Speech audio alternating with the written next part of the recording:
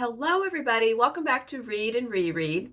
I am Angelia, and today it's time for Friday Reads on January 10th. I hope you've been having a great week. 1/3 of the month is gone already. I can't believe it.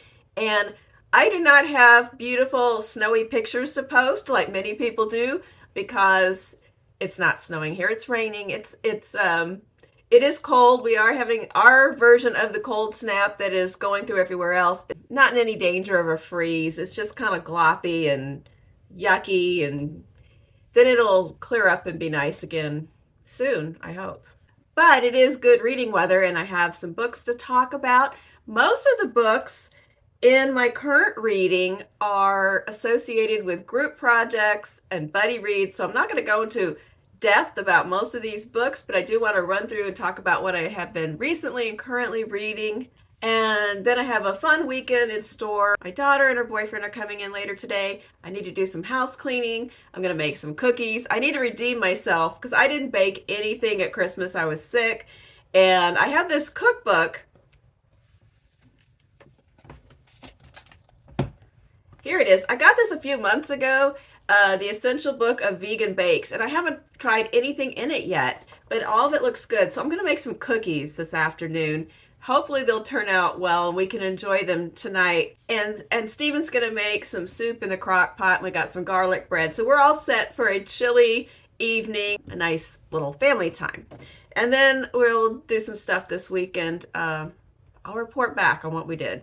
So in bookish news, I did want to tell you about a Storygraph challenge that I joined, because I did a video where I talked about January and just 2025 in general, some year-long challenges that I'm continuing or starting, and then the one that I'm hosting. But this one I didn't talk about because I just decided to do it the other day. And it is a Storygraph challenge hosted by Melinda from A Web of Stories. So on Storygraph, if you go into the challenges and search A Web of Stories, you will find this challenge. I will see if I can link it. I'm not sure if I can link. I'll try to link it. This one has 24 categories. They're open-ended, but they're also specific. They're a general store, but they're a very specific store. I mean, some of the categories are read a 2025 release, but reread an old favorite. Read a book by a Jewish author about the Jewish experience. Read a book by a Muslim author about the Muslim experience. This is the one that's the most challenging for me, but for other people, this will be a piece of cake. Listen to an audiobook while you read the book. I don't ever do that, so that is definitely a challenge. Here's a stumper. Read the 4th book in a series. Then we have some things like read a book with a bird on the cover, read a book from the LGBTQ community. So there's a whole lot of different things, some about genre, some are about features of a book. Some of them are specifically about fiction. Some could apply to fiction, nonfiction, different genres. So take a look. It's really fun. I've had a good time trying to come up with ideas on my pre-existing TBR that fit these categories so that I'm not just pulling things randomly. So I added that in. So take a look. In TV, we've been watching Yellowjackets, and we just finished the 1st season.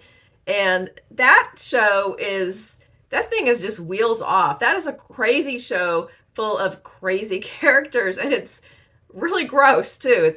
We made a mistake one night of thinking we'd watch an episode while we were eating, and we had to turn it off and watch something else because something disgusting happened. And something disgusting happens in just about every episode, so don't watch it if you have no tolerance for gory stuff.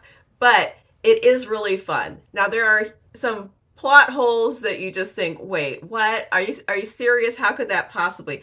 But if you don't get too nitpicky about it, it's a fun ride. And the acting's great, and the characters are just, every single person in this story is just unhinged, and so it's quite fun. So we're going to watch season 2, and then I think they're making a season 3. But we're at the end of season 1, so we're just trying to avoid finding out different aspects of what's going to happen. Let's talk about books. I'm not going to talk about this every single week, but I am reading the Reader's Book of Days, compiled by Tom Nissley, which is, there's a page for each day of the year, and then there are little anecdotes, literary snippets, things that happened on that day. I may from time to time just mention one that's kind of interesting. Every day there's something in there that's sort of interesting. So, for example, on January 7th, which I read about a couple days ago, in 1938, here's the entry. Stabbed by an unknown assailant on a Paris street just after midnight, Samuel Beckett woke in the hospital to see his concerned employer, James Joyce, who soon bought him a reading lamp and paid for a private room for his recovery. Well, and that's all you get. So if you want to know more about the time that Samuel Beckett got stabbed on the street and James Joyce was his boss, you'll have to go do a little more extra research. This week, I finished reading Clean by Alia, Trabucco, Zeran. This is a group read, the global fiction reading project hosted by Katja of Page Turners with Katja, and it's on her Discord. Also hosted by Roz from Scally Danling about the books, and this was the first book. We've been having a really good discussion about that. I think it's kind of, I don't know if it's winding down because it's only January 10th. There's probably going to be a new wave of people who haven't started the book yet. The first wave of people who read the book right at the beginning of the month have been talking. There's probably going to be a revival coming around the corner. So I'm not going to say too much about it because the discussion is ongoing, but the author is Chilean and the translator is Sophie Hughes. And the entire story takes place as the narration of a woman named Estella, who is a maid for a wealthy family. And she's in an interrogation room talking to unseen people that she believes are listening. And she's telling the story, going backwards, of how the young child in this family came to be dead. That's all I'm going to say. And I also finished reading Pygmalion by George Bernard Shaw. And that is for my event, Endless Drama, where we are reading 20th and 21st century plays throughout the year, 2 plays each month, and Pygmalion was the first one. We are also having a wonderful discussion, and I will link my announcement video if you're interested in this project down below, and the Discord is also available through that link. And Pygmalion was a play that I had not read before, and it was quite different than what I expected. And again, I won't get too much into it because the discussion is ongoing, but my impression of Pygmalion, based on plot description, the Greek mythology, and also my knowledge of what My Fair Lady is about, the reading was quite different, and the discussion has been excellent. I'm also currently reading Beautyland by Marie-Helene Bertino. She's written several previous books, but this is the first book I've ever read by this author. And I'm doing a buddy read with Alan from Big Hard Books and Classics. And we're talking about this book on Voxer. And so again, I'm not going to get too much into it, but it is a coming of age story about a young girl growing up in the 80s and 90s who believes that she is an alien on this earth sent to observe and gather information about human life, which she records and sends through her fax machine to some unknown recipient that she believes is her alien superiors. Okay, I know that sounds really weird. I'm not going to say any more about it. Maybe until next week when we have read further and had a chance to discuss. So I only have a little bit left, and it's a book where I feel like I'm not going to really be able to gather up my overall thoughts until I get all the way to the end. Also, in the Books and Bocadillas book club hosted by Mariandrea from the channel of that same name, she started a Discord book club of Latinx authors this year. And our first book is Lost Children Archive by Valeria Luiselli.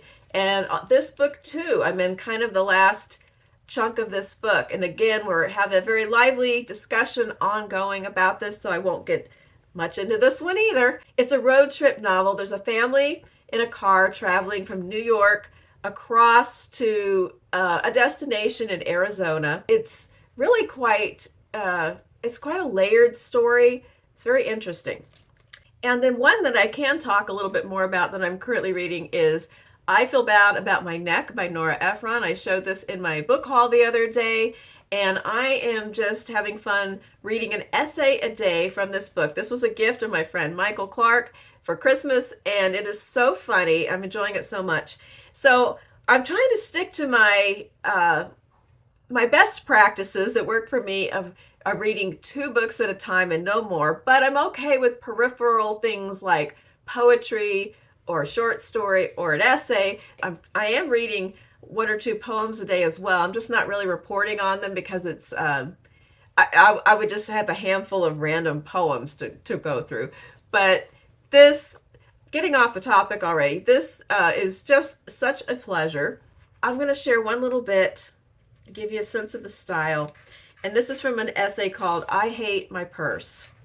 And in this essay, she says, this is not for women who get in wait lines for $30,000 designer bags. This is for people who have a purse full of detritus like this. I fear that I can relate to this.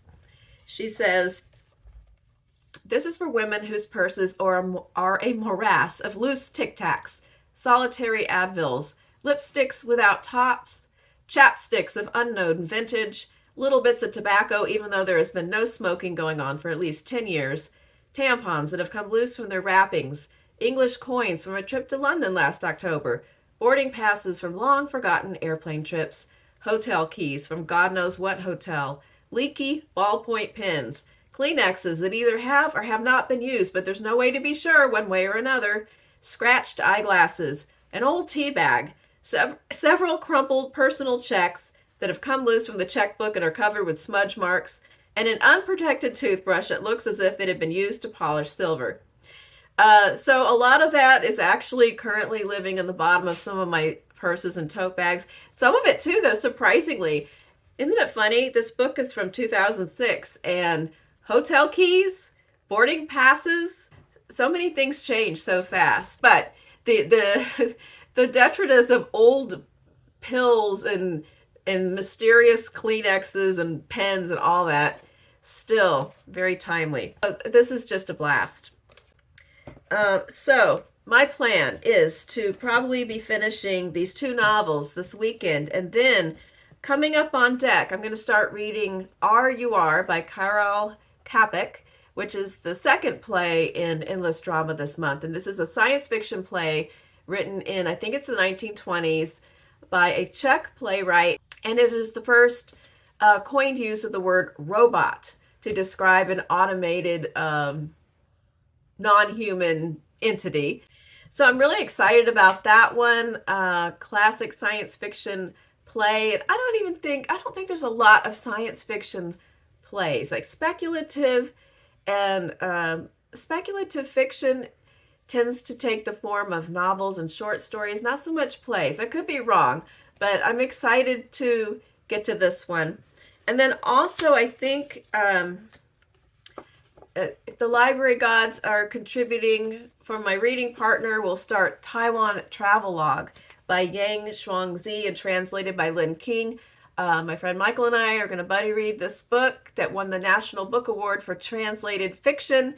And I think that is supposed to come up available this week for Michael, and then we can read this. And this is one that I've really been lying in wait for, that I really am looking forward to getting to.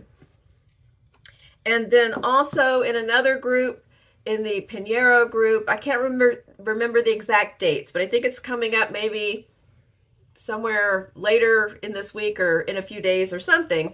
But the time period to read Claudia Pineiro's Elena Nose is coming up. This is translated by Frances Riddle, Argentine writer that we are reading all of her translated works that have been translated into English, although some members of the group are reading in Spanish. And this one I have read before, so this is a reread. And I said before, I wasn't sure if I was going to skim or actually read, and I still don't know. It's kind of a how many things are going at once situation, but I kind of do want to reread it because I really did love it the first time. And I think the discussion, I think I'll be able to participate more fully if I actually read it again. And I think I would benefit from a second reading. So that's what's on the horizon. What do you have planned this week? What did you read this past week that you really loved to start off the new year? Tell me all about it. So have an excellent weekend, and I will see you soon. Bye-bye.